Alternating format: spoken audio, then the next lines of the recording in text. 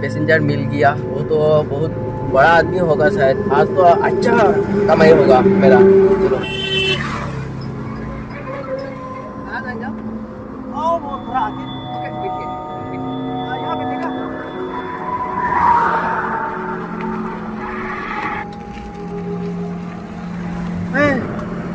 थोड़ा रुकेगा। हाँ ठीक है, कहाँ जाना है आपको? थोड़ा ओ ठीक है ना, जाइए। क्या है ये, क्या है?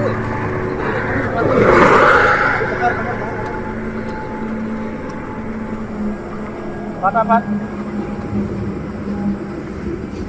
उधर देखो।